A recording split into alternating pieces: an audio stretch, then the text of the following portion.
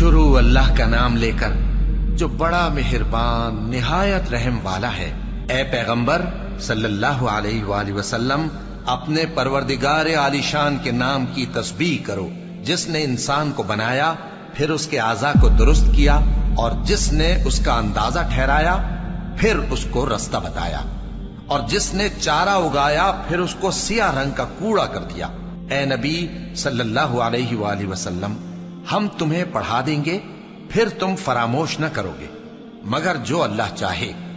وہ کھلی بات کو بھی جانتا ہے اور چھپی کو بھی، اور ہم تم کو آسان طریقے کی توفیق دیں گے، سو جہاں تک نصیحت کے نافع ہونے کی امید ہو نصیحت کرتے رہو۔ جو خوف رکھتا ہے وہ تو نصیحت حاصل کرے گا، اور بے خوف بدبخت اس سے کترائے گا۔ جو بڑی تیز آگ میں داخل ہوگا، پھر وہاں نہ مرے گا اور نہ جیے گا۔